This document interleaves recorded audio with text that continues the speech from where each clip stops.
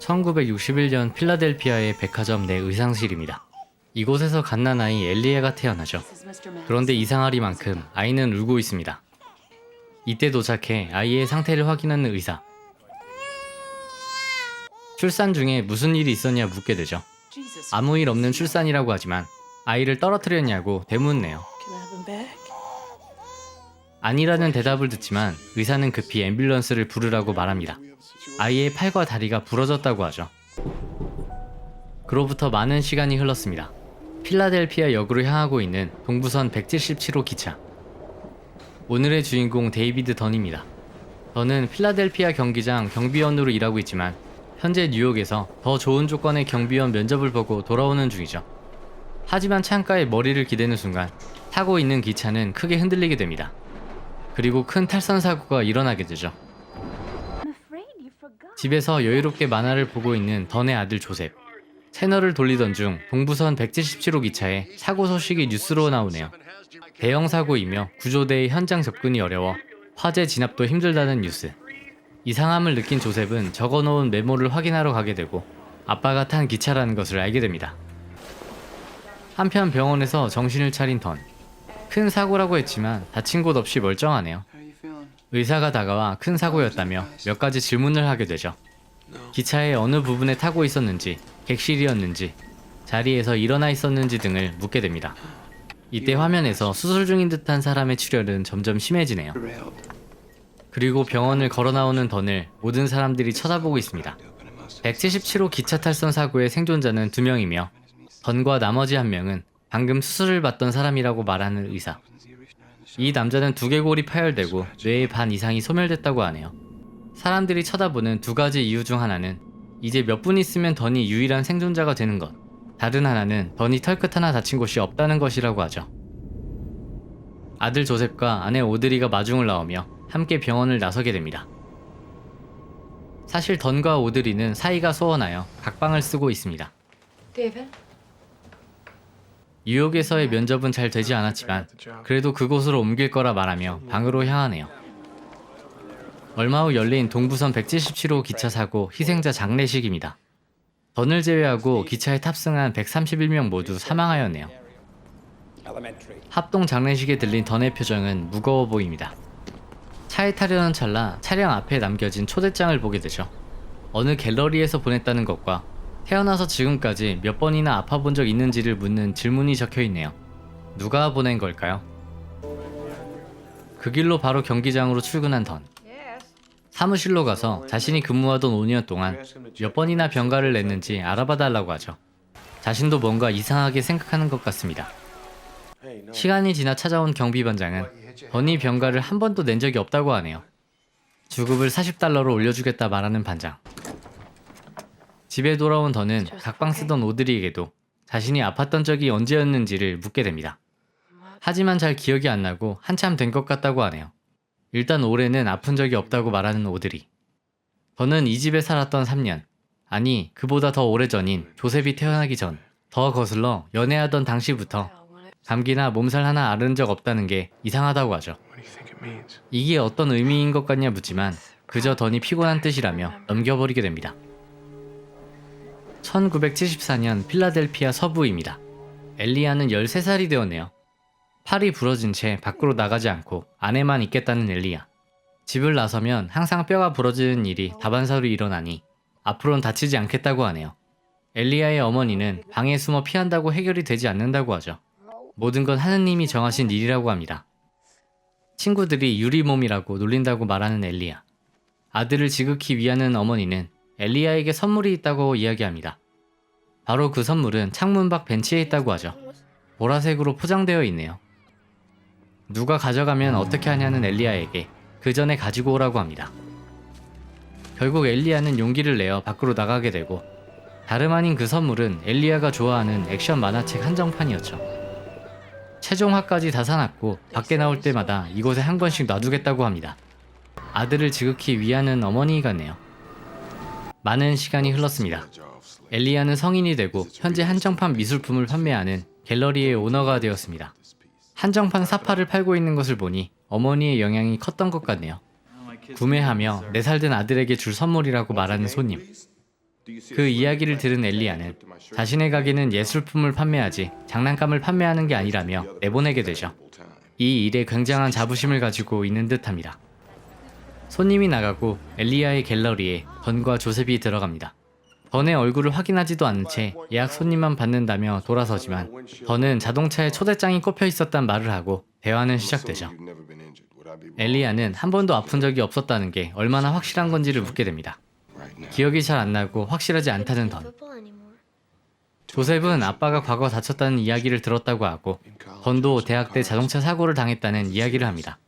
그 일로 미식축구를 그만두었다고 하죠. 그리고 자신의 차에 놓은 초대장에 대해 이유를 묻게 됩니다. 엘리야는 자신의 이야기를 해주죠. 자신은 평생의 3분의 1을 병원에 누워 있었고 그 시간 동안 만화의 형태를 세밀하게 연구했다고 합니다. 만화는 고대 역사 전달 방법의 유일한 끈이라는 이해 못할 소리를 하죠. 이집트인이 그렸던 벽화부터 현재 만화책까지 누군가의 느낌과 경험이 함축되어 있다는 엘리야. 근래 일어났던 비행기 사고, 호텔 화재 사건 등 여러 대형 참사를 보며 특별한 조짐을 기다렸다고 하네요. 그동안 별일이 없었지만 기차 사고가 일어난 후 유일한 생존자가 털끝 하나 다치지 않았다는 뉴스를 접했다고 합니다. 자신은 선천성 골형성 부전증을 앓고 있어 단백질 합성이 되지 않아 뼈가 아주 약하다고 하죠. 유전적 결함으로 살아오면서 총 54번의 골절상을 입었다고 합니다. 등급이 나뉘어져 있으며 이쪽에서 가장 경미한 1번형이며 극심한 4번형은 단명한다고 하죠. 자신과 같이 약한 사람이 있다면 어딘가엔 병에 걸리지도 다치지도 않는 강철 같은 사람이 있지 않을까 생각이 들었다고 하네요. 하지만 그런 사실을 모르고 있는 사람, 그리고 만화에 나오는 영웅처럼 사람들을 보호하고 지켜줄 사람을 찾았다고 합니다. 허점이 많은 가능성일 뿐인 일이라 결론을 내릴 수 없다고 이야기하는 엘리야를 단순한 사기꾼 혹은 정신 이상자로 생각하네요. 일을 하다 보면 너 같은 사기꾼은 수도 없이 보게 된다고 말하죠. 엘리야가 남긴 메모를 보고 어떤 해답을 얻을 거라고 생각하고 왔지만 실망하고 돌아간다고 하죠. 던에게 무슨 일을 하냐 묻자 경기장에서 경비원 일을 한다고 하곤 떠나게 됩니다. 집으로 돌아와 옷장에서 무언가를 찾네요. 총도 복원하고 있지만 진짜 찾는 건 자신이 실린 신문이 스크랩된 파일 처리였습니다. 사실 던은 과거 유망 미식축구 스타였지만 큰 자동차 사고로 부상당했고 꿈을 접었다는 신문이네요. 그리고 이번 기차 탈선 사고에 대한 신문을 스크랩해 놓게 됩니다. 침실로 돌아가던 던에게 오드리가 대화를 하자고 하죠. 둘의 사이에 문제가 생겼지만 다시 노력해보고 싶다고 하네요. 남편이 기차 사고에서 살아 돌아왔을 때 이건 두 번째 기회라 생각이 들었다는 오드리. 다음날 던은 경기장에 출근하였네요. 그리고 자신을 찾는 사람이 있다는 무전을 받게 됩니다. 찾아온 사람은 다름 아닌 엘리야였네요. 여기에서도 자신의 가설을 이야기합니다. 직업이 수만 개가 있는데 왜 하필 사람을 보호하는 일인 경비원인지를 묻네요. 던도 마음을 조금 열어 대화를 계속 이어나갑니다. 이때 사람들과 스치며 무언가를 느낀 던. 그리고 지금부터 사람들의 몸수색을 하라 지시하게 되죠. 얼룩무늬의 옷을 입은 키 큰 남자를 지목하며 가끔 무기를 갖고 들어오는 사람이 있다고 하네요. 술을 퍼마시다가 팀이 지게 되면 일이 터진다고 합니다. 따라서 몸수색을 하면 걸릴까 불안해져 슬며시 돌아갈 거라고 말하죠. 역시나 자연스레 돌아가네요. 어떻게 알았을까요? 경기 시작 전 엘리야는 어떻게 알았는지를 묻습니다. 그저 바지 허리에 검은 끈이 달린 은색 총을 가지고 있었을 것만 같은 느낌이 들었다고 하네요. 엘리야는 던에게 죄를 지은 사람을 감지해내는 능력 같다며 개발해보라고 하지만 던은 그저 직감이라고 합니다. 그리고 웃긴 이야기 하지 말라고 하죠. 엘리야는 하나만 더 묻겠다며 자동차 사고 때 혼자 타고 있었냐 묻게 됩니다. 연애 중이었고 아내 오드리와 타고 있었다는 말을 하고 자리를 떠나네요. 돌아가는 엘리야의 차 안입니다. 딱딱한 것 하나 없는 쿠션으로 도배되었네요. 그리고 아까 키 큰 남자가 지나가는 것을 목격하죠. 쫓아가는 엘리야. 던이 말했던 대로 총을 가지고 있었는지를 확인하려고 하네요. 쩔뚝이며 열심히 쫓아가지만 남자는 이내 지하철로 내려가 버리죠. 어쩔 수 없이 다급히 내려가지만 발을 헛디디며 계단 아래로 떨어지게 됩니다.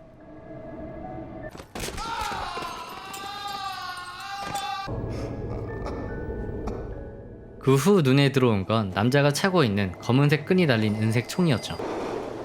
그리고 정신을 잃게 되는 엘리야. 집으로 돌아와 던은 아들과 운동을 하고 있네요. How much can you lift? 조셉은 엘리야의 말을 듣고 아빠가 영웅일지 모른다는 생각을 하는 것 같습니다. 가벼운 무게라며 던을 속이고 벤치를 들게 하지만 힘겹게 든 벤치의 무게는 다름 아닌 112kg였죠. 자신도 테스트해보고 싶었는지 조금씩 무게를 올리지만 올릴 수 있는 모든 것들을 올린 벤치의 무게는 157kg였습니다. 그래도 더는 조셉에게 애써 대단한 일이 아니라는 식으로 반응하네요. 엘리야는 결국 부러진 곳이 14곳이나 되는 복합골절이며 오른쪽 다리는 나선형 골절을 입었다고 합니다. 자신의 별명이 글래스라고 말하는 엘리야. 한편 병원에서 일하고 있는 오드리. 재활치료사로 일을 하고 있네요. 다름 아닌 환자는 엘리야였습니다. 엘리야는 긴장을 하면 말이 많아진다며 몇 가지 질문을 하게 됩니다. 던을 모르는 척하며 어떻게 결혼했는지를 묻게 되고 오드리는 과거 있었던 자동차 사고에 대해 말해주게 되죠. 남편은 대학 운동선수였고 같이 타고 가던 차가 얼음판에 뒤집어져 사고가 났다고 합니다. 미식축구 선수였지만 부상으로 미식축구를 그만두었으며 그 일이 아니었으면 결혼을 못했을 거라고 하죠. 그게 무슨 말이냐 묻는 엘리야.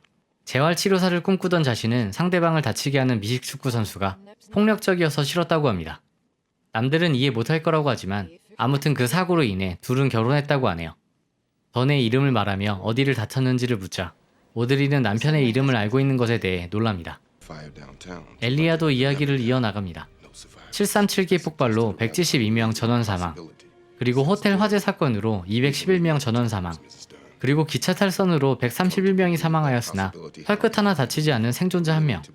요새 세상에 사람들은 희망을 잃고 자신이 가지고 있는 특별한 힘을 믿지 않고 살아간다고 하네요. 자신은 얼마 전 던을 만나 생존 사실을 근거로 가설을 제시했다는 엘리야. 오늘도 던은 일을 하고 있습니다. 구경 온 사람들 사이에 가만히 서 있네요. 뭘 하는 걸까요? 사람들과 부딪힐 때마다 사람들이 지은 죄를 감지하는 능력을 가지고 있네요. 이때 부딪히는 한 사람.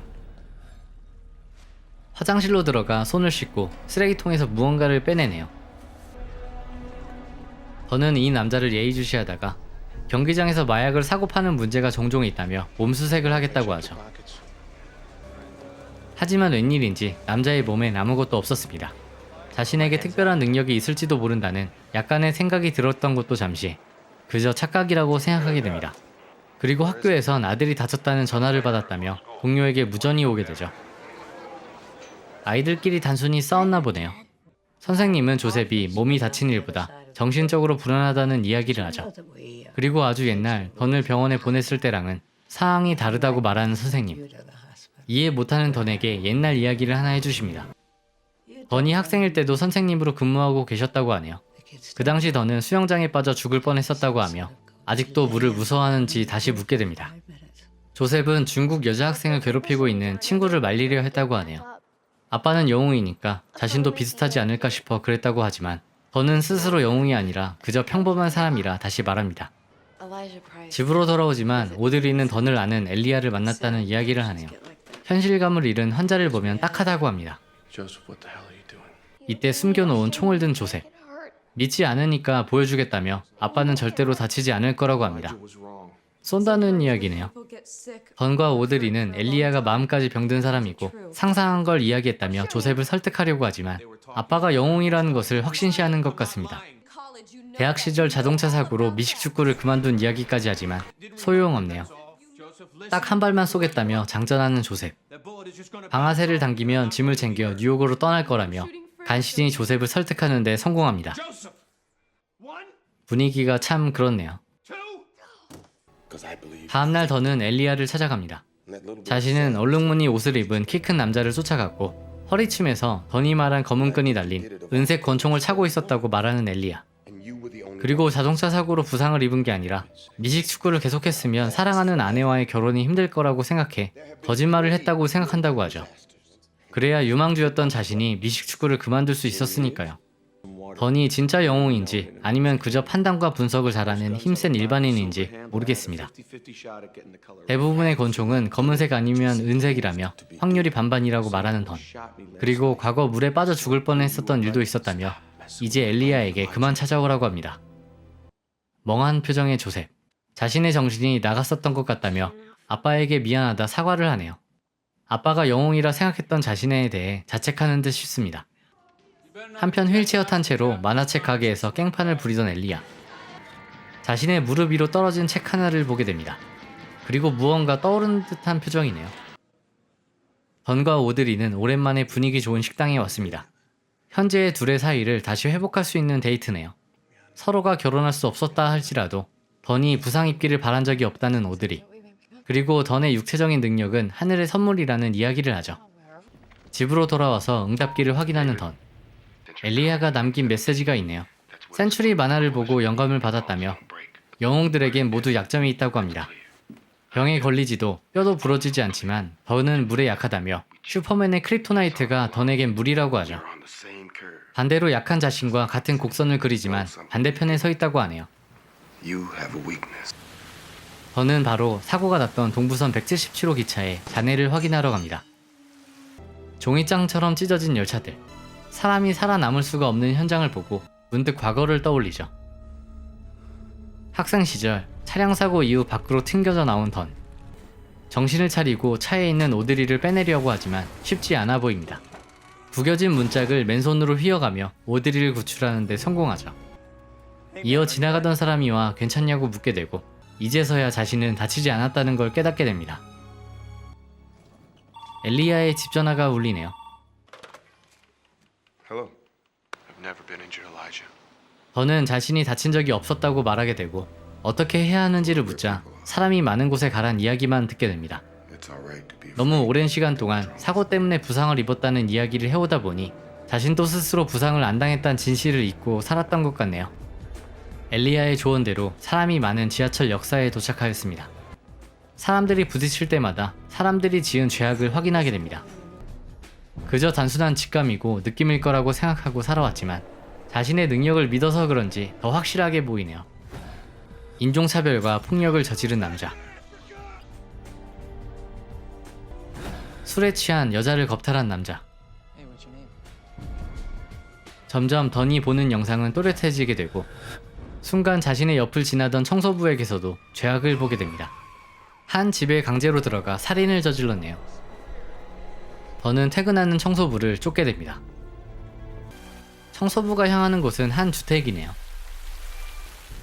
골목으로 가는 것을 보고 생각에 잠기는 던. 집으로 들어가니 입구부터 난장판입니다. 그리고 자신이 읽은 영상에서 본 살해당한 남자를 보게 되죠. 이로써 자신의 능력이 확실함을 알게 되네요. 집을 수색하다 묶여있는 남매를 발견합니다. 그리고 안방에 묶여있는 여자도 찾게 되죠. 창문이 열려있어 테라스로 나가는 순간 뒤엔 범인이 서 있습니다. 밖으로 던을 밀어뜨리지만 떨어진 곳은 다름 아닌 덮개용 천이 씌워진 풀장이었죠. 큰일 났습니다. 이내 자신의 약점인 물에 빠져버리고 마네요.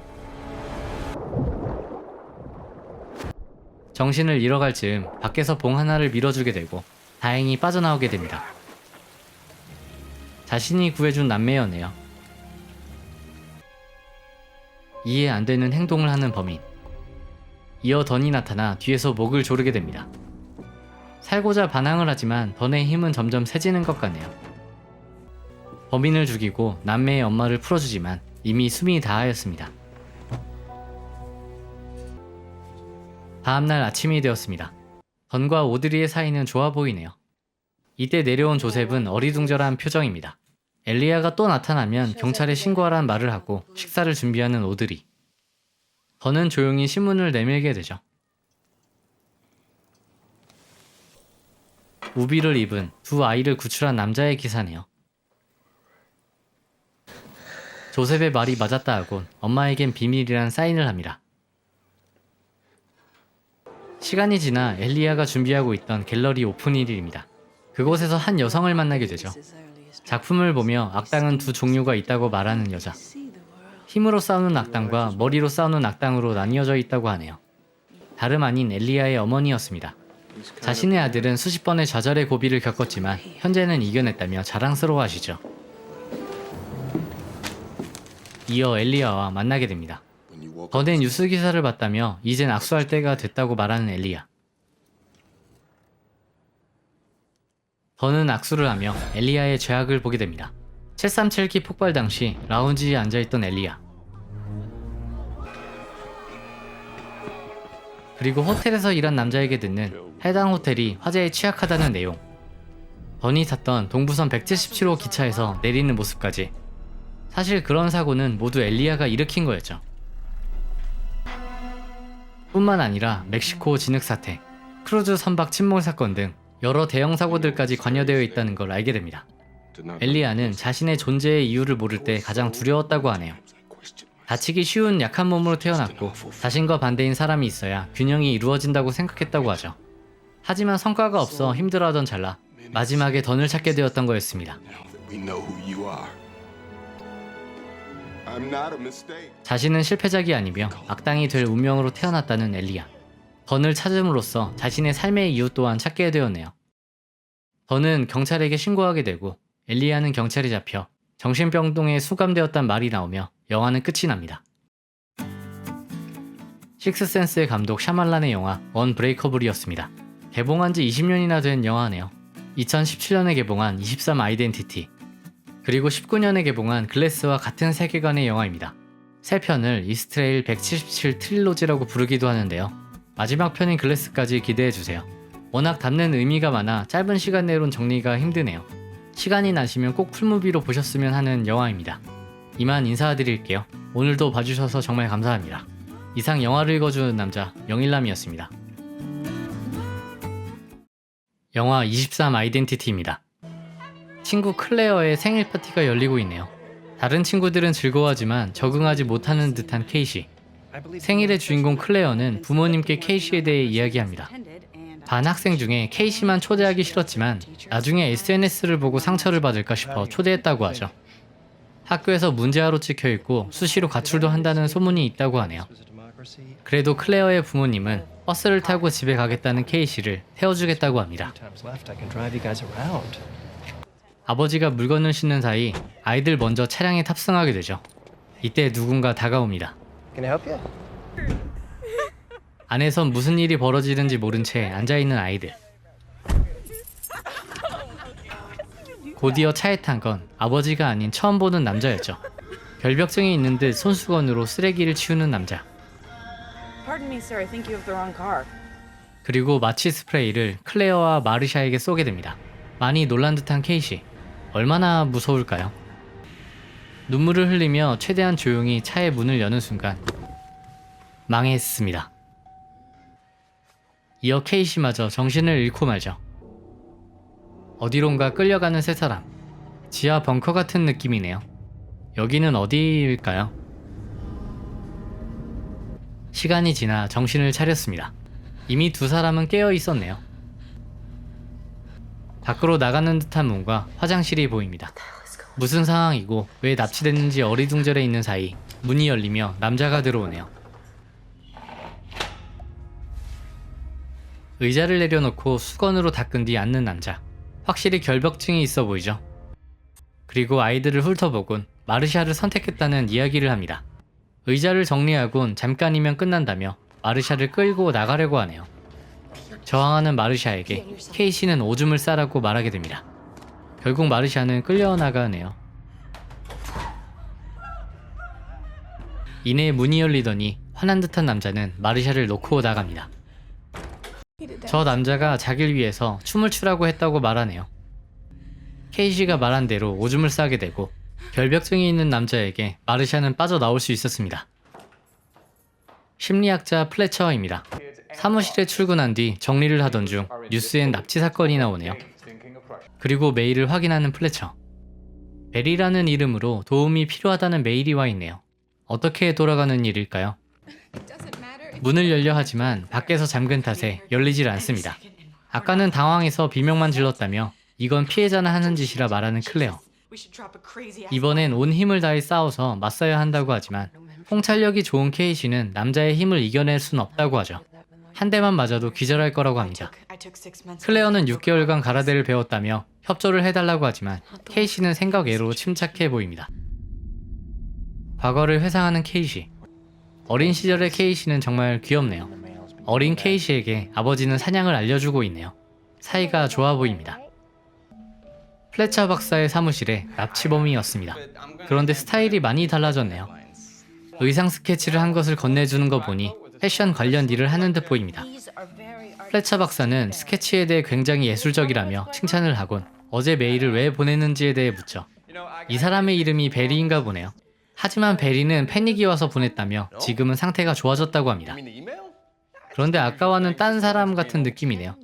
베리의 상사들이 일을 잘한다고 칭찬을 했다는 말을 하는 플래처. 10년간 일하며 성실하고 꼼꼼하다는 걸 보니 겉과 속이 다른 사람인 것 같습니다. 그런데 같은 증세의 환자 중에 가장 적응을 잘했다고 하네요. 무슨 병이 있는 걸까요?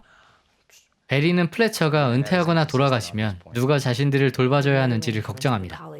그런데 이상하게 자신이 아닌 자신들이라고 하네요. 그래도 플래처는 다른 동료에게 부탁해놨다며 걱정하지 말라고 하죠. 이때 살짝 삐뚤어진 그릇을 가운데로 옮기는 베리의 모습을 플래처는 유심히 관찰하고 있습니다. 영상 초반에도 나왔지만 결벽증이 있어 보였죠. 자신의 행동에 당황한 듯 보이는 베리는 아무튼 상태가 좋아졌다며 나가게 됩니다. 평소에 철저하게 간수했던 스케치를 놓고 가려 한다며 챙겨주네요. 뭔가 평소와는 다르게 행동하는 것 같습니다. 다시 방입니다. 남자가 들어왔다고 하지만 웬 여자와 같이 있다고 하죠. 틈 사이로 보니 여자 한 명이 보이고 두 명이 대화하는 것 같습니다. 도와달라 소리치는 것을 듣고 다급히 문을 여는 여자. 미쳤네요.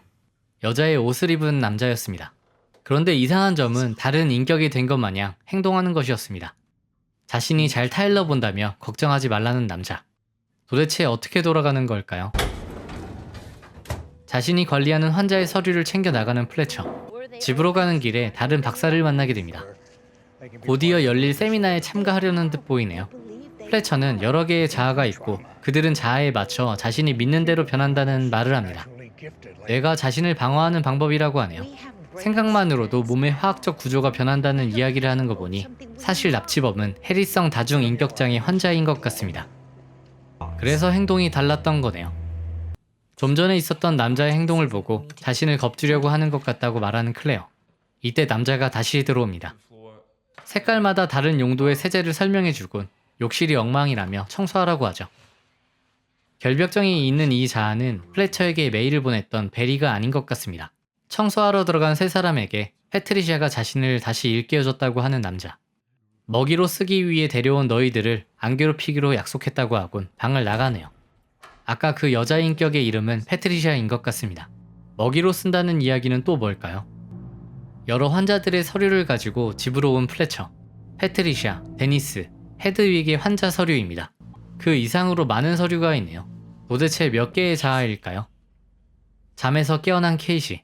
방문은 열려 있고 남자는 귀여운 얼굴로 앉아 있습니다. 자신을 헤드윅이라고 소개하네요. 이건 어린아이의 자아 같습니다. 그가 움직이고 있다는 이야기와 너희를 잡으러 올 거라는 말을 하죠. 몇 살이냐 묻자 9살이라고 하네요. 자신을 잡아온 남자가 아니고 그 여자도 아니냐 묻자 보면 모르냐고 대답합니다. 케이시는 헤드윅에게 도와달라고 하지만 뭔가 당황해하네요. 자신은 이곳에 있으면 안 된다며 불빛이라는 게 있어서 잠시 훔쳤다고 하죠. 데니스 씨가 오기 전에 불빛을 갖다 놔야 한다는 헤드윅. 그리고 뭔가 다급히 나가려는 헤드윅을 불러세우죠. 무슨 소리를 들었고 이제서야 알겠다며 귀에 대고 말해준다는 케이시. 헤드윅은 장난스러운 얼굴로 오게 되네요. 그 무섭다는 사람이 헤드윅을 잡으러 올 거라고 하자 겁먹은 표정을 합니다. 거짓말쟁이라며 데니스가 나흘간 따라다닌 여자의 둘이 그가 원하는 먹이라고 했다 말하는 헤드윅. 납치한 결벽증이 있는 남자는 데니스겠네요. 케이시는 데니스와 패트리샤가 헤드윅을 그에게 줄 거라고 이야기하자 눈에는 눈물이 고입니다. 패트리샤가 바보 같은 실수를 하는 자신을 멍청하다 생각하고 있다고 말하며 우는 헤드윅. TV도 보고 맛있는 것도 해주고 보호해주겠다며 밖으로 나가는 길을 알려달라고 하지만 직원들 몰래 안전하게 꾸미는데 얼마나 힘들었는지 아냐 하네요. 못 나간다고 이야기하며 밖으로 나가게 되죠. 플래처와의 대화에서도 알았겠지만 10년간 일하고 있다던 직장이 어딘가에 이런 장소를 만든 것 같습니다. 새로 꾸몄다는 말을 떠올리고 석고보드로 만들어졌다는 사실을 알게 되죠.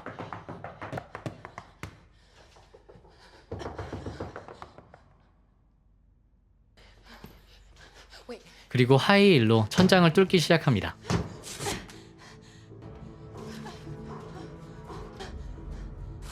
역시나 석고를 뚫으니 무언가 철장이 보이네요. 하지만 남자는 다시 들어오고 있습니다. 아직 헤드윅이네요.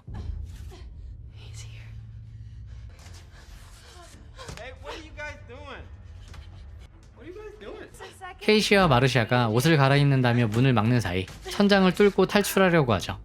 다중인격장애 환자들은 자아마다 몸이 변한다는 플래처의 말 기억하시나요? 역시나 9살 헤드윅이니 상대적으로 약해 보입니다. 클레어는 천장으로 올라가게 되지만 다른 자아로 온 데니스에게 문이 바로 열리게 되죠. 환기구를 통해 다른 곳으로 넘어온 클레어. 도대체 이곳은 뭐하는 곳일까요?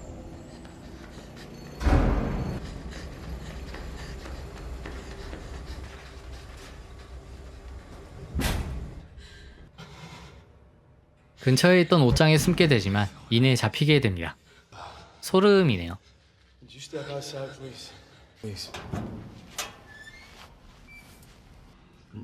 You shouldn't trick children. 어린애를 속이면 안 된다며 먼지로 뒤덮인 스웨터를 보고 벗으라고 하는 데니스. Ruined. 더러워진 옷을 보고 열받은 모양입니다. 결국 클레어는 다른 방에 격리되고 마네요. 천장도 다시 막히게 됐고 다시는 클레어와 못 볼 거라고 하죠. 마르샤에게는 치마를, 케이시에게는 셔츠가 더러워졌으니 벗으라고 하는 데니스. 그리고 짜증나는 표정으로 옷을 받아들고 나가게 됩니다. 아까 말했던 세미나에 원격으로 참여하는 플래처. 해리성 인격장애 환자들의 여러 자아들 중 단 한 명의 콜레스테롤 수치가 높을 수도 있고 어떤 자아는 벌 알러지를 가지고 있을 수도 있다고 합니다. 인격으로 나오기 위해선 불빛을 차지해야 한다며 동시에 차지하게 되어 두 자아가 한 번에 나오는 경우도 있다고 하죠. 뿐만 아니라 인격에 따라 체력도 달라지는 사례를 봤다며 초자연적 무의식이 존재한다는 이야기를 하네요. 다시 플래처의 사무실로 오는 남자. 이번엔 무슨 자아일까요? 이곳에서 다시 패션에 대해 이야기하지만 플래처는 베리가 아닌 것 같다며 지금 누구냐고 묻습니다. 여러 해 동안 남자를 봐왔고 이제 여러 자아들을 구별해낼 수 있는 감이 생겼다는 플래처. 오늘 진료 예약도 저번처럼 도와달라며 메일을 보냈던 거였습니다. Dr. Fletcher. 그것을 무마하려 온 거지만 자신은 베리라고 계속 우기네요. 케빈의 몸속에 살고 있는 23명에 대한 베리의 설명을 토대로 짐작해보건대 지금은 베리가 아닌 데니스 같다고 말합니다. 본체의 이름은 케빈이었고 모든 자아에 대한 조사는 베리가 알려준 거였네요. 협조적이고 착한 자아였던 것 같습니다. 일단 여자애들을 벗겨놓고 춤추는 걸 구경하는 변태인 데니스는 불빛을 차지 못하도록 되어 있었지만 어떤 이유에선지 현재 인격이 나와 있네요. 초콜릿 접시에 위치를 바로잡는 것을 보고 결벽증이 있다던 데니스라 확신했다고 하죠. 수십 개의 인격 중에 데니스와 패트리샤는 다른 인격에게 배척받아 못 나왔다고 합니다. 어떤 이상한 신념을 가지고 있어서 문제가 되기에 무시받고 등장이 금지되었다고 하네요. 그래도 인정 못하고 자신은 베리라고 합니다.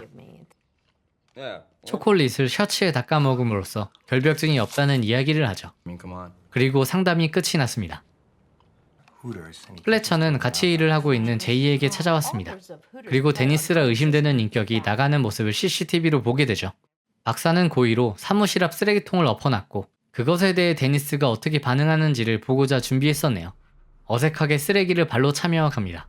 일반적인 사람이었으면 피해갔을 거라며 일부러 결벽증이 없는 연기를 하는 데니스라고 확인하죠. 잠에서 깬 케이시, 패트리샤인 듯한 인격이 음식을 들고 왔습니다. 토할 것 같습니다. 머리에 이쁜 꽃을 꽂아주곤 방 구경을 시켜주는 패트리샤. Doing the best we can. 식탁이 있는 주방으로 데리고 와줬네요. 패트리샤는 샌드위치를 하나 더 만들어준다고 합니다. 샌드위치를 자르지만 삐뚤어진 것에 대해 화를 내네요. 데니스 새끼도 지금 나온 것 같습니다. Oh, less than a 하필 안 좋은 타이밍에 마르샤는 의자를 들고 후려치게 되죠. 패트리샤만 나왔으면 뭐 괜찮은 시도였겠지만 데니스여서 효과는 그닥이었습니다. 케이시에겐 방으로 가서 문을 닫으라고 하죠. 주방으로 도망쳐봤지만 다른 출구가 없어서 금세 잡히고 맙니다. 너희들은 늘 보호받았고 고통을 느껴본 적이 없어서 선택했다 말하는 데니스. 아무튼 이젠 마르샤까지 다른 독방에 갇히게 됩니다. 케이시에게 곧 비스가 올 거라고 말하는 데니스. 그리고 셔츠에 묻은 빵 쪼가리에 열받아 합니다. 시간이 지나 다시 잠에서 깬 케이시. 소름 돋게 뒤에서 껴안고 있네요. 그런데 9살인 헤드윅입니다. 저번에 패트리샤에 대해 나쁘게 말했다며 실망했다는 헤드윅. 그리고 몇 가지 이야기를 해줍니다. 원래는 베리가 불빛, 즉 인격체로서 나올 수 있는 기회를 쥐고 있었고 누가 불빛에 앉을지 정해졌다고 하네요. 어느 순간부터 베리가 가진 그 선택권을 헤드윅 자신이 뺏었다고 합니다. 그 힘을 얻고 난 후 데니스와 패트리샤가 자신을 받아줬다고 하죠. 그 둘은 24번째 인격인 비스트의 존재와 능력을 믿고 있고 기다리고 있다고 하네요. 자신은 아직 비스트를 보지 못했다 말하곤 갑자기 키스를 해달라고 합니다. 확실히 이야기 전개가 아이 같네요. 자기 방 창문 옆에 CD 플레이어가 있고 노래를 들으며 춤추는 걸 좋아한다는 헤드윅. 창문이 있다는 말을 듣고 케이시의 눈이 반짝입니다. 창문을 보면 이곳이 어딘지 짐작할 수 있고 빠져나갈 수 있다는 생각에 춤추는 걸 보고 싶다고 하죠. 헤드윅은 자신을 이용하려는 거 아니냐 의심합니다. 어리지만 눈치는 빠르네요. 케이시는 학교에서 일부러 사고를 쳐 벌 받는 방에 갇힌다는 말을 하자 복잡한 이야기는 싫은 듯한 표정을 짓네요. 자신의 방을 구경시켜주겠지만 데니스가 어떤 준비 의식을 마친 뒤에 해주겠다고 말하고 나가게 됩니다. 역시나 플래처의 사무실입니다. 이번에도 한밤중에 도와달란 메일을 보내고 상담 예약을 잡았다고 하네요. 데니스는 우울해져서 메일을 보냈지만 지금은 다시 컨디션이 좋아졌다고 하죠. 아직도 베리인 척하는 데니스. 플래처는 얼마 전 베리가 겪었다던 이야기를 다시 짚어보자고 합니다. 직장으로 근처 고등학교에서 현장 학습을 오게 되었고 두 여학생이 베리에게 접근하여 셔츠 안에 자신들의 가슴을 만지게 했던 일이 있었나 보네요. 플래처는 그 이야기를 들었을 때 자신이 실수로 놓친 것 같다고 합니다.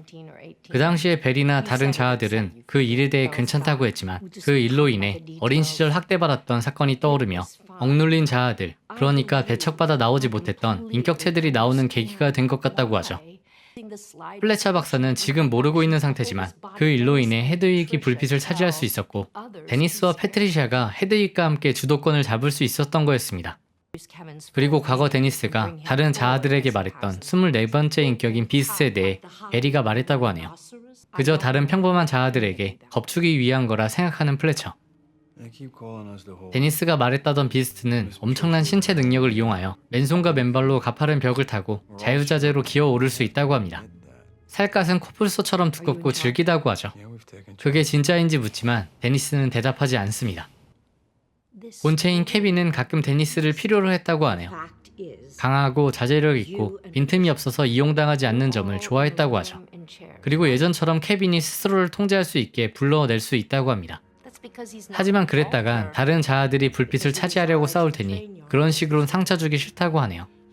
일단 케빈을 불러낼 수 있긴 한가 봅니다. 아무튼 베리가 아닌 데니스라는 것을 간파했네요. 데니스는 이제서야 인정합니다. 다른 자아들은 데니스와 패트리샤를 패거리라고 부르며 조롱하고 무시한다고 합니다. 문제가 되는 자아였기에 그런 거겠죠. 불빛에 대한 주도권을 잡은 헤드윅을 패거리로 합류시키고 케빈을 지키고자 한 행동이라고 합니다. 다시 비스트에 대한 이야기를 하는 플래처. 비스트는 실제로 존재하지 않고 케빈의 아버지가 기차 사고로 죽은 열차 조차장이나 있지 않겠냐는 말을 하네요. 아무튼 비스트라는 존재는 없을 거라며 만난 적이 있냐 묻게 됩니다. 데니스는 아니라고 대답하죠. 헤드윅이 찾아왔습니다. 지금이 기회라며 자신의 방으로 가자고 하죠. 그리고 CD 플레이어를 켜고 춤을 추는데 케이시의 표정이 좋지 않습니다. 신들린 춤이 끝났습니다. 창문 옆에 CD 플레이어가 있다고 했는데 그림이었네요. 탈출구라 생각했지만 그림이었다는 생각에 눈물이 나게 되죠. 이곳에서 나가게 도와달라고 부탁하지만 다른 자아들에게 자신이 바보 취급을 받았던 이야기를 하며 거절하는 헤드윅. 비스트가 오면 아무도 자신을 못 놀릴 거라고 하죠. 돌아가려는 헤드윅에게 방 구경을 더 시켜달라고 하고 멋진 것을 보여달라고 사정합니다. 못 이긴 척 진짜로 멋진 무전기를 보여주네요. 데니스 거지만 멋있어서 훔쳐왔다고 하는 헤드윅. 사람들의 이야기를 엿들을 수 있다고 하죠. 케이시는 무전기를 켜서 도움을 요청하게 됩니다. 헤드윅이어서 역시나 약합니다. 자신의 이름을 밝히고 지하에 2명과 같이 납치되었다고 말하지만 누구냐는 답답한 소리를 하네요. 이때 패트리샤가 돌아왔네요. 망했습니다. 케이시도 방으로 다시 돌아오게 되었네요. 문 아래 박혀있던 못을 발견하여 챙기게 됩니다. 다시 데니스입니다. 플래처에겐 비스트가 없다고 대답했지만 케이시에겐 곧 온다고 하죠. Will be. 인간의 가장 진화된 형태를 표방한다고 하네요. 그리고 문을 닫고 나가게 됩니다. 다시 케이시의 과거 회상입니다. 바위 뒤에 숨어 동물 놀이를 하자는 삼촌. 케이시는 그쪽으로 향하게 되지만 삼촌 새끼는 옷을 벗고 늑대 소리를 내고 있었습니다. 동물은 옷을 안 입는 거라며 벗으라고 하죠. 쓰레기 새끼였네요. 시간이 지나 아버지에게 배운 총으로 삼촌을 쏘려하는 케이시. 하지만 쏘지 못하고 삼촌에게 빼앗겨 버립니다. 아픈 과거가 있었네요. 한편 플래처 박사의 메일함엔 수십 개의 메일이 와 있었습니다. 베리가 보내는 도와달란 내용이었죠. 정신을 차린 데니스. 좀 전에 불빛을 차지했던 자아가 핸드폰으로 메일을 보냈었네요. 이번엔 플래처 박사가 자신을 찾아올 거라는 생각을 하고 밖으로 나서게 되죠. 도대체 여긴 뭐하는 곳일까요? 택시를 타고 도착한 플래처. 방금 많은 메일을 받았다며 별일 없냐 묻습니다. 안에 들어가서 이야기하자고 하죠. We're very simple. 데니스는 플래처를 안으로 데리고 오게 됩니다. I want to talk. 케빈에 대해 이야기하고 싶다는 데니스. I'm happy you're suddenly so open. 케빈의 엄마는 3살이었던 케빈에게 가혹한 벌을 줬다고 합니다. If I 그때부터 불빛, 즉 새로운 자아가 생기게 되었다고 하죠. no. He's 혼이 안 나려면 모든 게 깨끗해야 하고 완벽해야 했다고 하네요. wrote about it. 그래서 데니스의 자아가 생긴 것 같습니다. Been blind for 10 years. 데니스는 10년간 시력을 잃었던 여자가 어느 순간 해리성 인격장애가 생기게 되었고 어떤 자아가 불빛을 차지할 땐 시력을 회복했다는 이야기를 하게 됩니다. I don't understand. 따라서 세상엔 믿기 힘든 일이 존재한다고 하죠. 저번엔 없었다고 하는 비스가 실제로 존재하고 덩치와 키도 크고 온몸이 근육질이라고 하네요. That's just 그리고 비스트는 불결한 어린 것들을 먹는다고 했다고 합니다. I would love to take notes on all of this. 일단 플래처는 모든 걸 기록해두고 싶으니 내일 진료 시간에 다시 이야기하자며 떠난다고 하죠. 이곳을 나서다 이상함을 느끼곤 화장실을 쓰겠다고 합니다. 화장실로 가던 중 잠겨있는 방문을 열게 됩니다. 쓰러져 있는 클레어를 발견하지만 뒤엔 데니스가 있었죠. 이건 범죄라며 옳지 않다고 하지만 마취 스프레이에 정신을 잃게 되네요. 데니스는 밖으로 나오게 되었습니다. 그리곤 역으로 가 꽃다발을 구매하는 데니스. 지하철이 오자 꽃다발을 내려놓으며 추모를 하는 모습을 보입니다. 케빈의 아버지가 기차 사고로 죽었다고 했었죠. 사실 언브레이커블에서 던이 타고 있었고 엘리아가 탈선시킨 동부선 177호 기차에서 케빈의 아버지가 죽었던 거였습니다. 한편 클레어는 문을 닫을 때 미닫이 볼트 소리가 났다고 마르샤에게 말하게 되고 마르샤는 철사를 구해 문을 열려 시도하게 됩니다. 주운 못으로 문을 열고 나온 케이시. 출입구는 열쇠가 있어야 나갈 수 있어서 못 나가네요. 컴퓨터가 있는 것을 발견하고 켜보지만 인터넷은 연결이 안 되어 있습니다. 그곳에서 23개의 자아들의 이름이 적힌 파일들을 확인하죠. 3번 자아 OL의 영상을 키니 역사적 예시를 들며 패거리의 침략에 맞서야 한다는 말을 하네요. 두 번째 자아 제이드는 왜 자신만 당뇨 환자여서 인슐린을 맞아야 하는 거냐며 화를 내는 영상입니다. 1번 자아 베리입니다. 패거리에게 불빛을 빼앗기기 전 케빈의 몸체를 주도했던 자아였죠. 데니스가 베리인 척 연기했던 것처럼 패션에 대해 관심이 많은 듯 보입니다.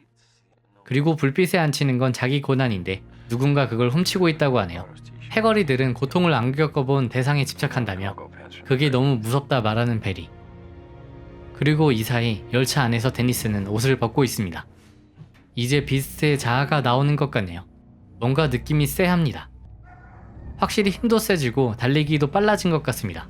철문도 가볍게 넘어버리는 비스트. 이 사이 간신히 정신을 차린 플래처는 어떤 메모를 남기게 되죠. 무슨 내용일까요? 하지만 비스트가 도착했습니다. 그동안 고마웠다 말하지만 플래처를 뒤에서 안는 비스트. 칼도 들어가질 않네요. 그리고 플래처를 죽이고 말죠. 모든 자아들의 영상을 본 케이시. 열쇠를 챙기는 영상을 보곤 어디에 보관하는지를 알게 됩니다. 조용히 복도 밖으로 나오게 되죠. 클레어와 마르샤를 구하기 위해 찾지만 이미 마르샤는 배가 뜯겨 죽은 뒤였습니다. 다른 방엔 아직 클레어가 살아있지만 먹히고 있는 중이었네요. 문을 잠그고 도망치는 도중 쓰러져 있는 플래처를 발견하죠. 열쇠가 워낙 많은 탓에 찾기 힘들어하네요. 이때 비스트는 괴력으로 문을 열고 나오게 됩니다. 문을 열기엔 힘들 거라 생각하고 저항할 무언가를 찾던 도중 플래처가 남긴 메모를 발견한 케이시. 케빈 웬델 크럼을 부르라는 메모였습니다. 비스트는 진짜로 맨손으로 벽을 타는 능력을 지니고 있었네요. 케빈 웬델 크럼을 부르니 효과가 있었습니다. 케빈의 어린 시절 시점이네요. 3살이었던 케빈을 남기고 177호 기차 사고로 아빠가 죽고 난 후 엄마에게 학대를 받으며 자랐던 거였습니다. 케빈이 자아를 되찾았습니다. 무슨 일이고 누구냐고 묻는 케빈. 그리고 죽어있는 플래처를 보았네요. 버스에 있었던 게 마지막 기억이고 현재가 2014년이 맞냐 하지만 그게 2년 전이었죠. 2년 동안 다른 자아들에게 억눌렸던 거였습니다. 케빈의 새 총이 있고 근무복에 총알이 있다며 자신을 죽여달라는 케빈. 갑자기 그러지 말라며 자신을 제이드라 소개하네요. 자아는 또 바뀌게 되고 역사를 설명하며 패거리에게 당했다고 설명합니다. 3번 자아인 오웰인가 보네요. 다시 베리로 돌아온 듯 싶었지만 헤드윅이 다시 왔습니다. 사실 편집하면서 모든 걸 못 담아내겠네요. 꼭 풀무비로 보셨으면 하는 영화입니다. 아무튼 데니스가 돌아오고 케빈을 멀리 보냈다며 이젠 이름을 불러도 소용없다고 하네요. 플래처가 꼽아놓은 손수건으로 인해 문을 열고 나가는 케이시. 케빈의 이름표가 붙어져 있는 캐비넷을 발견하곤 안에서 총알을 챙겨 달아나게 되죠. 장전하려는 순간 비스트가 쫓아왔습니다. 간신히 장전하지만 사라진 뒤네요. 상처를 입은 채 도망을 이어갑니다. 하지만 막다른 곳에 다다랐습니다.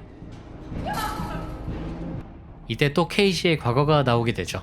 삼촌은 집안 내력이라며 케이시의 아버지가 심장마비로 죽었다는 말을 합니다. 그리고 잘 보살펴주겠으니 자신의 말을 잘 들으라고 하네요. 그 이후로 삼촌에게 쭉 성폭행을 당했던 거였습니다. 끔찍하네요. 총을 겨누고 있지만 저 멀리 벽을 타고 다가오는 비스트. 고통을 통해서만이 위대함이 성취되고 학대받지 않은 사람은 불결하다는 말을 합니다. 고통에 찢겨보지 못한 사람은 존재할 가치가 없다고 하죠. 학대당한 케빈을 지켜주기 위한 방어 기제가 극으로 달해 만들어진 인격 비스트. 이렇게 말하는 이유가 있었던 거네요.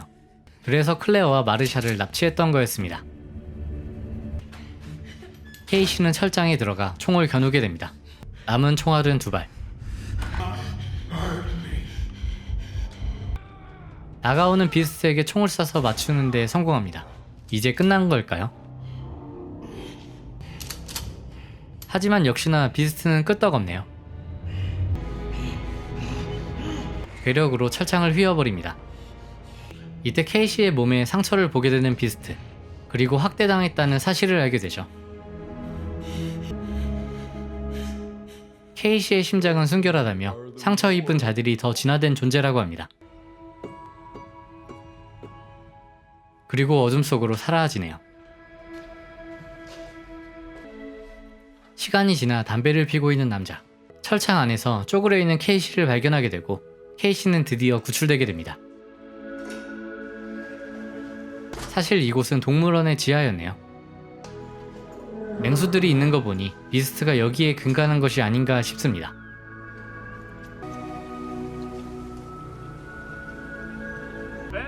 입구엔 오렌지 헤드폰을 쓰고 있는 아까 무전을 받았던 답답한 새끼가 앉아있네요. 결국 경찰들과 의료진이 오게 되며 사항은 종료됩니다. 경찰들이 지하를 뒤지지만 결국 비스트는 못 잡았다고 하죠. 남아있는 다른 자아들의 흔적이 소름입니다. 경찰차에 타고 있던 케이시에게 보호자인 삼촌이 왔다 이야기하는 경찰. 케이시의 표정은 더 굳게 되고 경찰도 무언가 눈치챈 듯합니다. 한 폐가에서 상처를 치료하고 있네요. We are what we believe we are. This is so cool. 데니스와 패트리샤 그리고 헤드윅이 번갈아 나타나며 영화는 끝이 납니다. Look, 그리고 한 식당에서 이 사건을 다룬 뉴스가 나오고 있습니다. 용의자의 생사 여부는 불분명하며 자아 중 하나는 그가 일했던 동물원 짐승들의 특성을 닮았다는 내용이네요. 15년 전에 감옥 간 휠체어맨이랑 비슷하다 말하는 여자. 이때 미스터 글래스라고 말하는 던이 나오며 영화는 진짜로 끝나게 됩니다. 영화 23 아이덴티티였습니다. 언브레이커블을 안 보셨다면 현실적인 사이코 스릴러로 느끼시다가 비스트가 등장하며 위화감을 느끼셨을 영화죠. 하지만 현실적인 영화가 아닌 초능력자가 등장하는 영화였습니다. 마지막에 던이 나오면서 더 소름이긴 했네요. 제가 많은 부분을 설명드리고자 했는데 다 담기엔 힘든 영화였습니다. 꼭 이스트레일 177 트릴로지는 모두 풀무비로 보시길 바라겠습니다. 오늘은 이만 마치겠습니다. 이상 영화를 읽어주는 남자 영일남이었습니다. 영화 글래스입니다. 23 아이덴티티 이후 3주 후의 시점이죠. 폐 건물인 듯한 곳이네요. 옷과 행동을 보면 패트리샤입니다. 3주 사이에 총상까지 치료를 하고 치어리더 4명까지 잡아놨네요. 바빴게 했습니다. 늦은 밤 거리를 걷는 평범한 남자. 웬 이상한 사이코에게 맞아 쓰러지죠. 캠코더를 든 친구가 오며 모든 상황을 촬영하네요. 사람들이 오자 도망가는 두 사람. 많은 사람들과 부딪히며 지하철로 도망칩니다. 무슨 생각으로 저런 쓰레기 짓을 하는 걸까요? 다름 아닌 이런 자극적인 영상을 찍어 올려 조회수를 올리려는 관종이었습니다.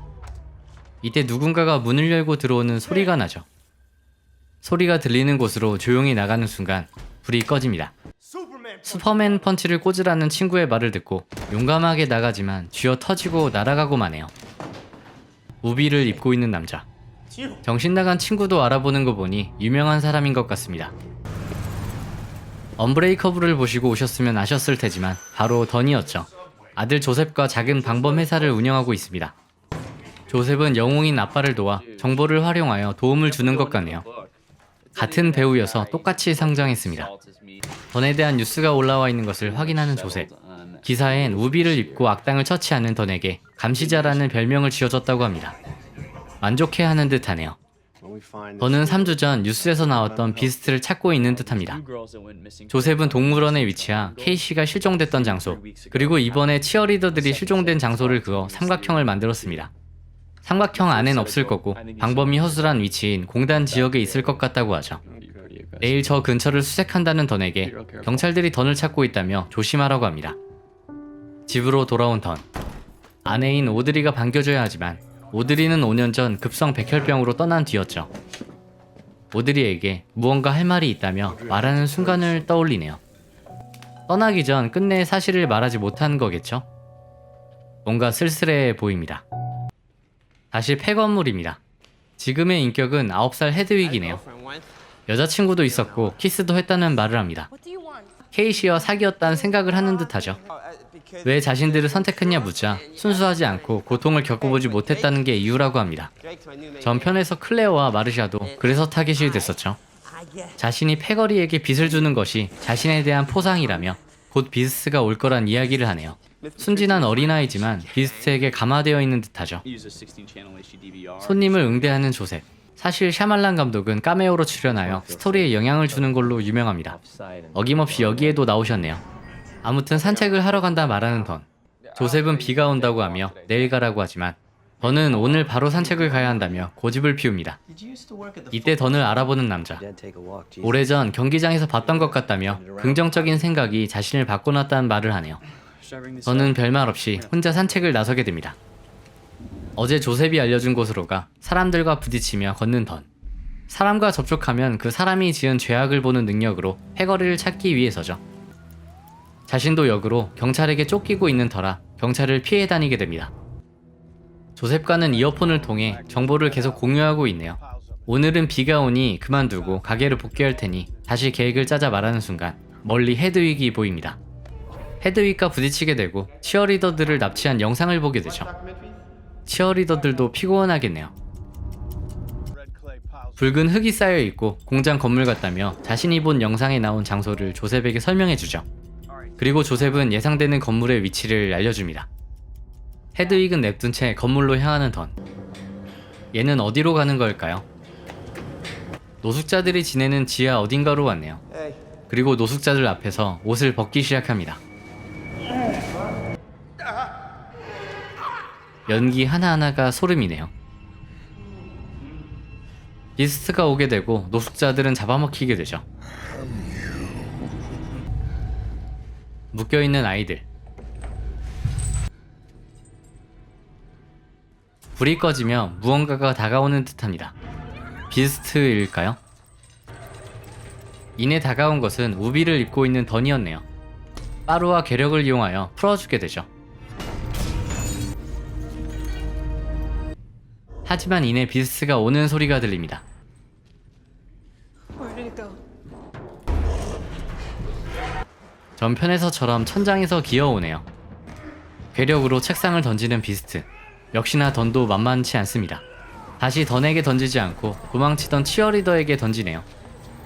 그리고 던과 몸싸움이 시작되죠. 자신보다 힘센 사람을 못 만나봤으니 적잖이 당황해 보이네요. 던은 뒤를 잡히게 됩니다. 플래처 박사를 죽였던 방법이죠. 자신을 아는 비스트를 끌고 창문 밖으로 떨어지는 던. 정신을 차린 비스트는 던을 죽일 듯이 노려보고 있네요. 그리고 둘이 격돌하려는 순간 어디선가 빛이 쏴집니다. 대기하고 있던 경찰들에게 포위된 두 사람. 빛 때문인지 케빈의 자아는 바뀌었네요. 자신의 이름은 베리이며 이 상황이 어찌된 일인지 모른다고 합니다. 던은 도망가려는 모션을 취하네요. 이때 책임자로 보이는 여자.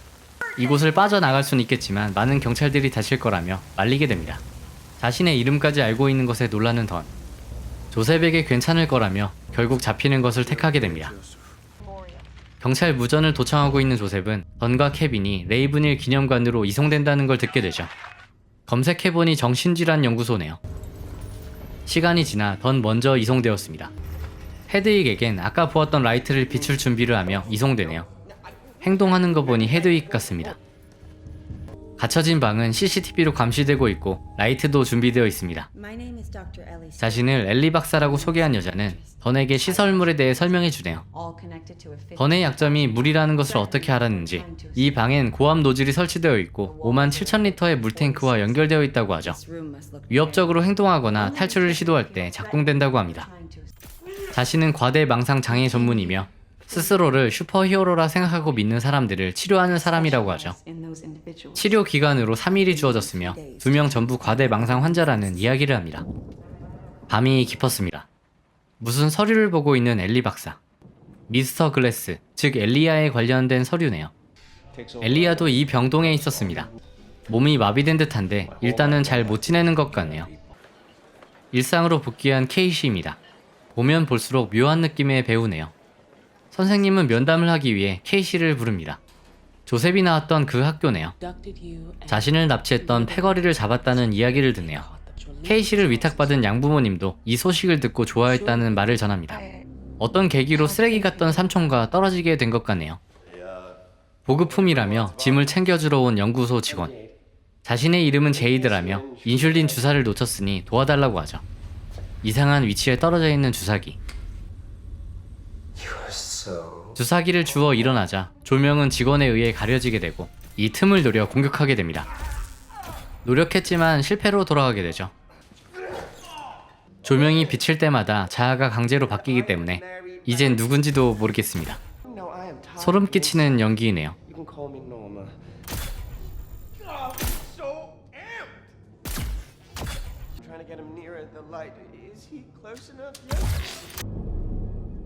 마지막은 패트리샤로 바뀌고 던의 정체를 묻습니다. 공포감을 느껴 직원은 나가게 되죠. 엘리아의 어머니이시네요. 엘리 박사가 찾아와 현재 연구소에 있는 엘리아의 상태에 대해 말해줍니다. 너무 진정이 안 되어 상당히 많은 양의 진정제를 투여하고 있다고 하죠. 그래서 아까 상태가 그랬던 거네요. 이 시설에 첫 수감되었을 때 잠깐 본 연구소의 설계도를 모두 외워 병원의 전원을 모두 내렸다고 합니다. 그리고 그런 능력을 가진 자신을 슈퍼히어로라고 생각한다고 하네요. 이번에 수감된 던도 그러한 예가 될 수 있다는 엘리아의 어머니. 하지만 엘리 박사는 그런 망상에 빠진 사람들이 점점 많아지고 있다고 반박합니다. 과대망상 환자들을 치료하는 게 자신의 일이라며 엘리아는 평범한 사람이라고 하죠. 진정제에 취해 무기력해진 엘리아. 어머니가 왔어도 대꾸조차 못하는 신세입니다. 식사를 들고 들어가는 직원. 이때 던은 반대편 방을 보게 되죠. 서로의 위치를 확인하게 되네요. 던의 방과 연결되어 있다던 물탱크입니다. 던은 탈출을 시도하려 했지만 역시나 약점을 간파당해서 힘을 못 쓰고 있네요. 조명이 설치되어 있다는 것을 모르는 더는 비스트가 경비도 없이 관리되고 있다며 곧 탈출할 거라고 이야기합니다. 철저한 방법으로 관리되고 있다고 말하는 엘리 박사. 그리고 19년 전 기차 사고에서 전두엽에 손상을 입었을 확률이 있다며 MRI 촬영에 동의해달라고 하죠. 정말 과대망상 환자일까요? 얘도 참 열심이네요. 자신의 이름은 프리처드이고 1950년부터 80년까지 일본인이었는데 어째서 지금 이렇게 되었는지 모르겠다고 합니다. 그리고 헤드윅으로 바뀌어 탈출을 반복하네요. 아직도 불빛에 대한 선택권은 헤드윅에게 있는 것 같습니다. 박사는 헤드윅을 멈춰 세우고 대화를 시도하게 되죠. 많은 일을 겪었음에도 평생 9살로 사는 헤드윅이 힘들 거라며 위로하는 박사. I gotta go. 패트리샤가 빛을 원한다며 가야 한다고 하네요. 상대적으로 차분한 패트리샤는 던이 탈출할 수 있는지를 묻습니다. 박사가 고개를 흔들자 안심해하는 표정이네요. 다음날 조셉이 엘리 박사를 찾아왔습니다. 자신의 아버지는 사기꾼이고 하루 정도 자경단 놀이를 하면 재밌을 것 같아서 한 것이라고 하죠. 우연찮게 건물 옆을 지나다가 비명소리를 듣고 찾았다고 합니다. 그래서 이곳에 있으면 안 된다며 대변하는 조셉. 연구소에서 빼내려 거짓말을 준비해왔지만 박사는 던과 조셉이 서로 통신한 사실을 알고 있다고 합니다. 피해자 중 한 명이 팔과 다리가 부러졌다며 법정에서 불리할 거라고 하죠. 던의 망상을 끝내지 않으면 남은 생을 평생 보호시설에서 살아야 한다는 무서운 말을 합니다. 그리고 5년 전 세상을 떠난 오드리의 이야기를 하네요. 그 일은 던과 조셉에겐 충격적이었고 조셉은 그 충격으로 자신을 지켜주는 아버지가 불멸의 히어로라고 믿고 있다고 합니다. 과대망상 환자 취급을 하네요. 과거 엘리아와의 만남 이후 지하실에서 벤치를 들었던 시점이네요. 더 무거운 걸 들 수 있었다며 영웅이라 이야기하는 조셉. 더는 어느 체육관에나 그 정도 들 수 있는 남자는 있다고 이야기하죠. 그 기억을 회상하며 조셉도 혼란스러워합니다. 그때 던의 말이 옳았던 게 아닐까 싶어 하네요. 케이시도 연구소에 방문하게 되었습니다. 너를 풀어줬다고 해서 좋은 사람이 아니라 말하는 박사. 자신은 다른 인격들이 비스트를 초인적인 존재로 여기지 않게 이해시키고 있다고 하네요. 케이시는 그를 만나고 싶다고 합니다. 결국 방으로 들어가는 케이시. 헤드윅을 만났네요. 간단한 인사를 하고 인격은 데니스로 바뀌게 됩니다. You doing here? 빛을 포기해야 한다며 그렇지 않으면 여기에서 못 빠져나간다고 말하죠. 하지만 의사가 거짓말하는 거라 말하는 데니스. 비스트는 인류 진화의 최종 단계라며 다른 이야기는 들을 생각이 없어 보이네요. 케이시는 다 죽을 거라며 데니스의 팔을 잡습니다. 신체 접촉으로 무언가 반응이 오게 되고 원래 주인 케빈이 자아로 나오게 되죠. It's you. 하고 싶은 말이 있다며 자신을 성폭해왔던 삼촌이 감옥에 들어갔다는 말을 하죠. 케빈의 엄마가 케빈에게 한 것과 비슷하다는 이야기를 합니다. 케빈에게 동질감을 느껴서인지 뭔가 다른 감정을 비치는 것 같네요. 헤드윅이 돌아오며 케이시는 밖으로 나가게 됩니다. 엘리 박사는 케빈과 케이시 사이에 무언가 있음을 보게 되고 도와달라 부탁하네요. 하지만 대꾸도 하지 않은 채 이곳을 떠나게 되죠. 엘리아와의 상담을 이어가는 박사. 진정제에 취해 제정신이 아닌 엘리아에게 이야기를 합니다. 이곳의 모든 CCTV의 위치를 외운 탓에 모든 층에 카메라를 추가 설치했다고 하네요. 결국 엘리아의 전두엽에 문제가 있다 판단했고 전두엽 부분 밸런스 재조정 수술을 하기로 결정했다는 박사. 수술은 3일 이내로 진행될 거란 무서운 말을 합니다. 한편 조셉은 운동을 하고 있는 남자를 보게 됩니다. 많은 무게를 치는 것을 보고 엘리의 말을 믿게 되는 것 같네요. 어떻게 나온 것인지 밖으로 나와 있는 엘리야. 엘리 박사가 보면 안 된다며 급히 방으로 넣어지게 됩니다. 상태가 안 좋아 보이는데 직원의 실수로 나온 걸까요? 다음날 세 사람을 모아놨네요. 그리고 각자는 특별한 재능이 있고 스스로를 영웅이라고 생각하지만 틀렸을 가능성을 알려주고자 자리를 마련했다고 합니다. 데니스에게 케빈의 부모님에 대해 말해달라는 박사. 케빈의 어머니는 항상 케빈을 학대했고 아버지는 의사를 데려와 학대를 막으려고 했지만 직전에 죽어버렸다고 합니다.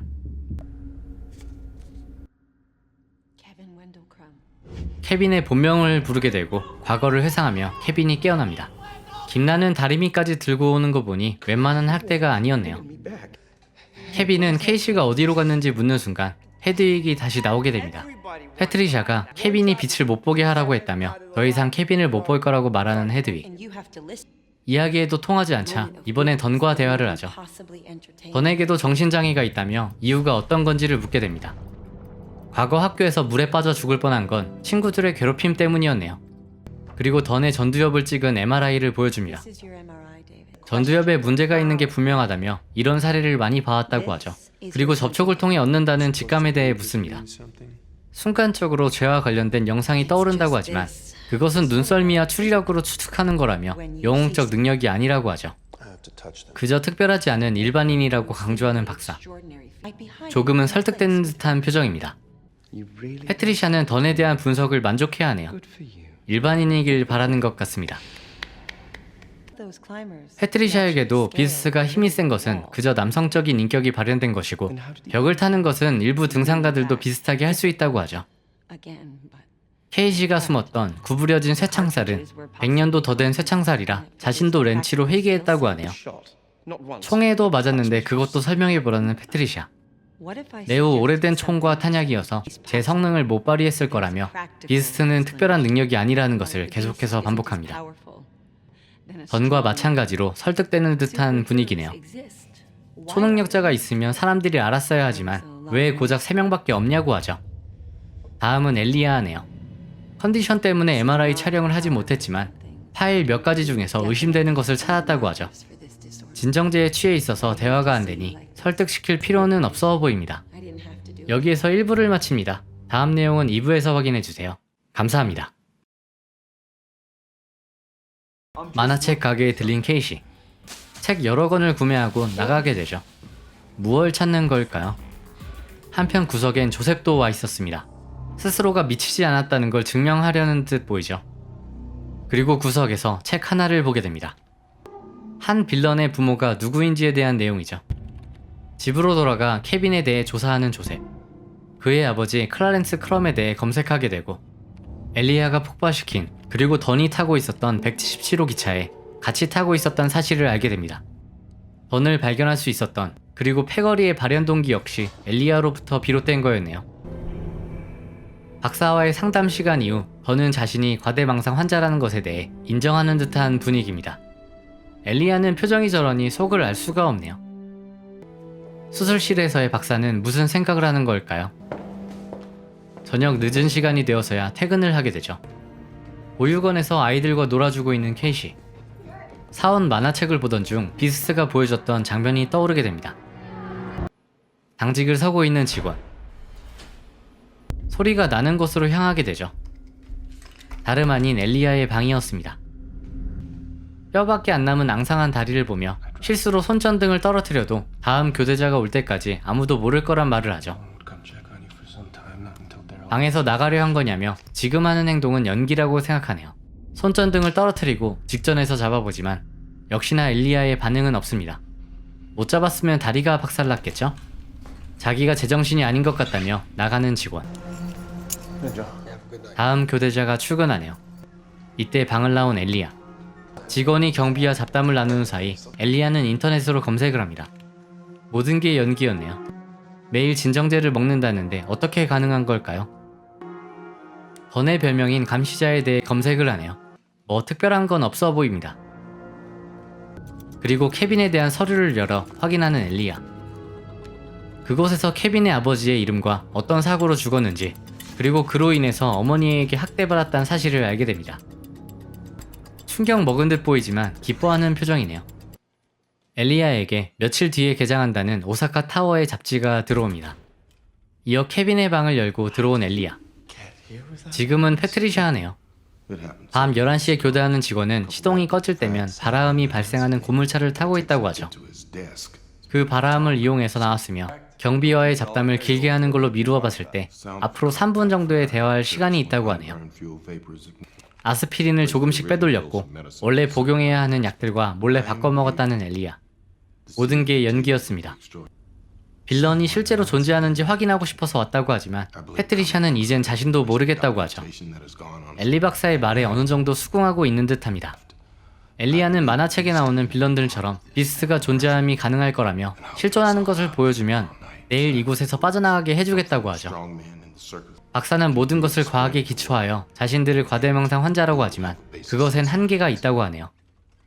다른 자아들과 상의를 해서든지 비스트를 보여달라고 하고 나가는 엘리아. 다음날 엘리아의 방엔 의료진들이 들어옵니다.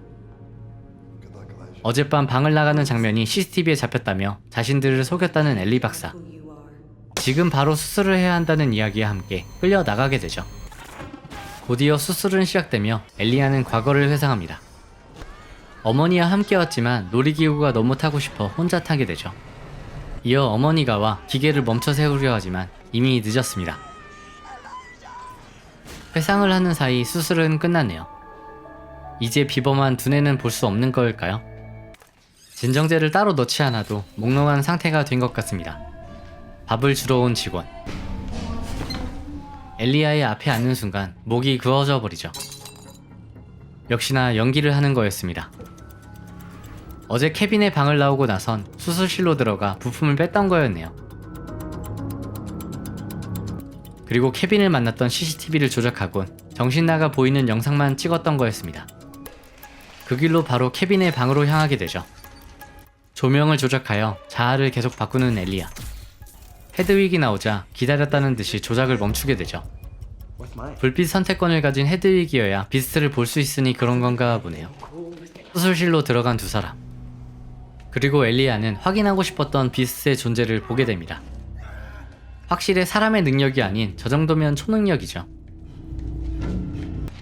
바닥으로 내려온 비스트는 엘리 박사로 인해 자신의 패거리들이 신념을 잃고 있다며 불안해합니다. 그런 비스트에게 모두가 볼 수 있는 장소로 가자고 말하네요. 그리고 그들을 믿게 하려면 던이 필요하다는 말을 합니다. 오사카 타워 잡지를 보여주고 오늘 이곳이 개장하며 전세계 언론이 생중계를 할 테니 이곳이 적격이라고 하죠. 왜 이런 의자에 앉아있는지 묻는 비스트. 살아가는 동안 94번의 골절이 있었고 자신의 뼈는 쉽게 부러져 고통뿐이었다고 대답합니다. 고통이 있었으니 순수하다며 딱 비스트가 좋아하는 인간상이네요. 자고 있던 던의 방에 방송이 울려 퍼집니다. 던의 잠재력은 하찮은 범죄자들에게 쓰고 있어서 1%만 활용하고 있는 거라며 그 잠재력을 모두 이끌어낼 수 있는 누군가를 찾았다는 엘리아. 초인적 연쇄살인범, 즉 비스트를 말하는 거네요. 자신과 비스트는 오사카 타워로 향할 거고 3층에 있는 화학회사 약품들로 빌딩을 날려버릴 거라고 하죠. 던의 방의 호스는 모두 잠갔으니 금속으로 만들어진 문만 스스로 열고 나와 자신들을 막으라고 합니다. 그렇지 않으면 많은 사람들이 죽을 거라고 하네요. 교대 시간에 맞춰 출근한 직원. 다른 직원이 보이지 않고 이상함을 느껴 CCTV를 보게 됩니다.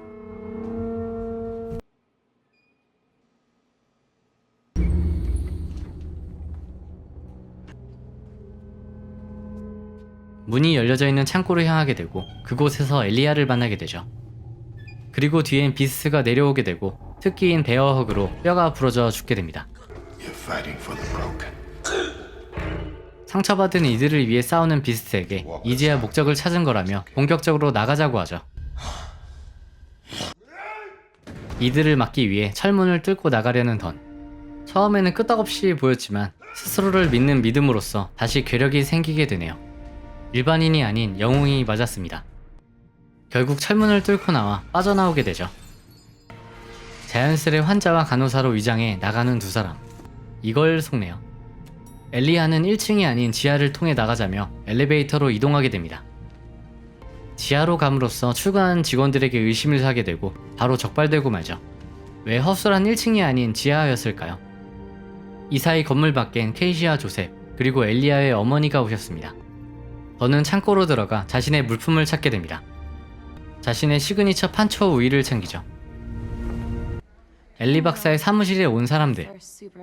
케이시는 자신이 본 만화책을 이야기하며 그들이 영웅이고 빌런일지도 모른다고 이야기하지만 엘리 박사는 단호하게 아니라고 합니다. 여기에 있는 세 사람도 정상적인 사고의 균형을 잃었다고 하죠. 이때 통로에 승인받지 않은 사람이 지나가고 있다는 메시지를 받네요. 직원들의 신고로 금세에 걸렸습니다. 엘리아에겐 먼저 앞으로 가라 하고 비스트로 변하게 되죠. 그리고 경비원들을 손쉽게 처리하는 비스트. 박사도 다급히 CCTV를 확인하러 오게 됩니다. 그리고 엘리아가 남긴 쪽지를 보게 되죠. 수술은 실패되었고 그들이 오사카 타워로 갈 걸 이제서야 알았습니다. 긴급 상황이라며 모든 방을 차단하고 경계 태세를 강화하라 지시하는 박사. 그리고 지원 병력을 요청하게 됩니다. 그들이 다행히 지하 통로로 가고 있기 때문에 시간을 벌었다고 하네요. 엘리 박사의 무전을 엿듣게 된 세 사람. 모두 탈출 중이란 걸 알게 되네요. 혼자 밖으로 나온 비스트는 괴력으로 차를 넘어뜨리고 있습니다. 엘리아는 긴박한 상황임에도 불구하고 탈출 도중에 어떤 방으로 오게 되었습니다. 뭘 하고 있는 걸까요?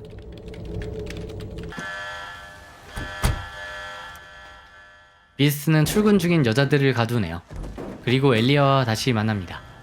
이 상황에 도망은 안 치고 왜 여기 있는지 이해가 안 되네요. 엘리 박사가 요청한 지원 병력이 도착하였습니다.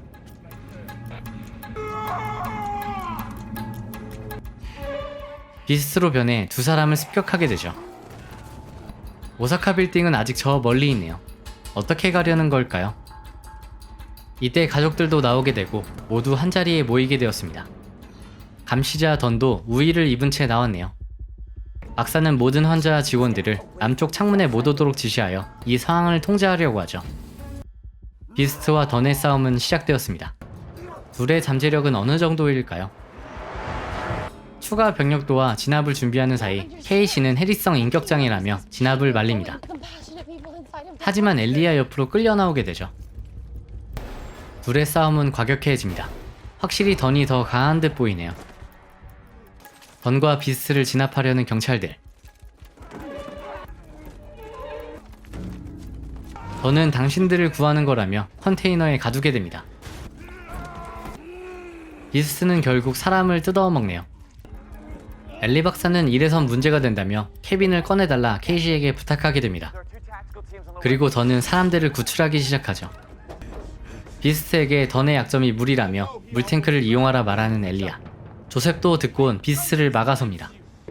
엘리아가 비스트에게 말하지 않은 사실이 있다며 얼마 전 알아낸 사실을 말해주죠. 케빈의 아버지는 아무 열차나 타고 집을 떠난 게 아닌 동부선 177호 기차를 타고 죽었다는 말을 해주죠. 그리고 그 기차 사고는 글래스, 즉 엘리아가 만들었다는 이야기를 합니다. 비스트는 학대당한 케빈을 지켜주기 위한 방어기제로 만들어진 인격이기에 그 사실을 알곤 분노하게 되네요. 자신이 던을 만든 것처럼 비스트도 만들어냈다고 말하는 엘리아. 그 확률이 놀랍다는 말을 하네요. 슈퍼히어로를 창조해냄으로써 자신의 가치를 증명해낸 것에 대해 만족해하는 듯합니다. 비스트는 자신을 만들어준 일에 대해 고맙지만 케빈을 보호하기 위해 왔다며 엘리아의 어깨를 부수게 되죠. 이때 마지막 결투를 하자 말하는 던. 클래식한 진행이라며 좋아하는 엘리아의 명치를 때리곤 싸움이 시작됩니다. 바로 던을 물탱크 속으로 던져버리네요. 그리고 쫓아 들어가는 비스트. 자신의 약점인 물임에도 불구하고 가까스로 물탱크를 부셔 나오게 됩니다. 물을 워낙 많이 먹은 터라 정신을 못 차리고 있는 던. 정부 요원들도 추가로 오고 있습니다. 엘리아는 치명상을 입어 살긴 힘들어 보이네요. 오사카 빌딩으로 가려는 비스트를 말리는 케이시. 케빈과 이야기를 할 수 있게 해달라며 부탁을 하지만 비스트는 거절하게 되고 케이시는 그를 껴안게 되죠. 그리고 케빈의 이름을 불러 케빈의 자아를 꺼내네요.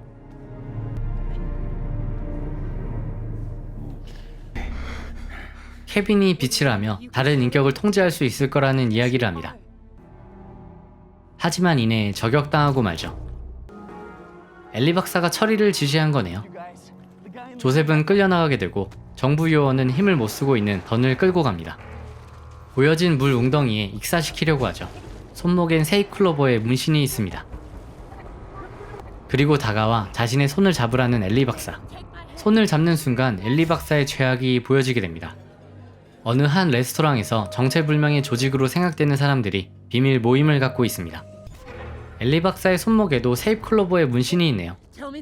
그리고 스스로를 평범한 남자로 믿을 뻔했는지를 묻는 박사. 자신들의 통제가 통했는지 효과가 있었는지를 알고 싶어하는 듯하죠. 3명 때문에 이곳에 왔다며 던을 그냥 두려 했지만 비스트가 모습을 드러냈기에 어쩔 수가 없었다고 합니다. 그리고 던은 익사하여 죽게 됩니다. 케빈도 여러 자아들이 번갈아 나오게 되며 죽어갑니다. 자아들은 비스트를 믿었던 패트리샤가 옳았다고 하네요.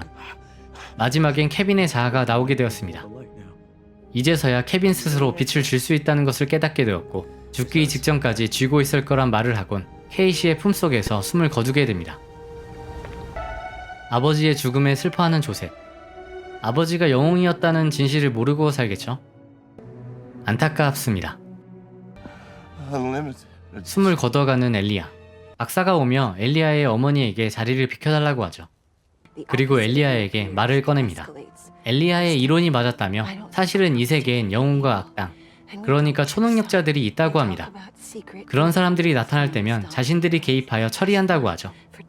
신이 있으면 불공평하니 안 된다고 하네요. 이 방식은 1만여 년 동안 잘 유지되어 왔고 앞으로도 유지할 거라는 박사. 엘리야의 이론이 옳았다는 사실에 위안을 가지라며 편히 가라고 합니다.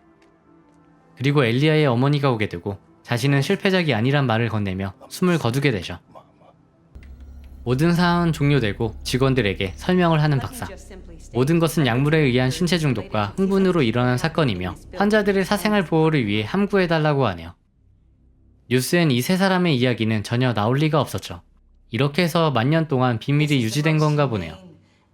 번이 봤던 과거처럼 새로 열린 비밀회의. 엘리 박사는 세 사람 모두 실제 초능력자였다고 합니다. 그리고 다음 도시로 이동하자고 하네요. 저 세 사람 말고도 세상엔 더 많은 초능력자들이 있는 것 같습니다. 자신의 역할은 인간적이고 효과적으로 초능력자 스스로를 납득시키는 거라고 하죠. 자신들은 세계의 균형과 질서를 유지하는 역할을 한다고 합니다. 시간이 지나 어떤 소식을 듣고 다급히 출근하는 엘리 박사. 병원의 카메라가 개인 사이트로 스트리밍되고 있었다는 말을 듣습니다. 이곳은 엘리야가 탈출 직전에 들렀던 곳이었죠. 이제서야 왜 1층이 아닌 많은 카메라가 설치된 지하로 갔는지를 알게 되네요. 애초에 엘리야는 오사카 타워로 갈 생각이 없었고 그저 많은 카메라에 찍히기 원했던 거였습니다. 모든 건 엘리야의 계획이었네요. 이로써 만년 동안 유지되었던 비밀은 깨지게 되었습니다. 세 사람은 엘리야가 보낸 메일을 각자 받게 됩니다. 엘리 박사가 속한 어떤 알려지지 않은 집단을 이야기하며 그들은 초능력자들이 존재한다는 것을 다수가 몰랐으면 한다고 하죠. 자신들에게 주어진 특별한 선물을 받아들이면 다른 사람들도 각성할 수 있을 거라 믿는다는 말과 함께 영상을 보내왔습니다. 시간이 지나 세 사람은 사람들이 많은 공항에서 만나게 되었습니다. 엘리야에게 받은 영상들을 올린 지 2시간이 됐다고 하네요. 그리고 이제서야 사람들의 반응이 나타나기 시작하죠. 각자 과거를 회상하며 영화는 끝이 납니다. 영화 글래스였습니다. 각 한 편씩만 보게 되면 어떤 영화인지 감이 안 잡히는 영화지만 세 편을 모두 봄으로써 완성되는 개인적으로는 소름 돋는 영화였습니다. 새 초능력자들이 어떻게 만들어지는지 기원이 나오는 내용이었네요. 세 편 모두 그렇지만 담지 못한 내용들이 많으니 꼭 풀무비로 보셨으면 하는 영화입니다. 이만 인사드릴게요. 오늘도 봐주셔서 정말 감사합니다. 이상 영화를 읽어주는 남자 영일남이었습니다.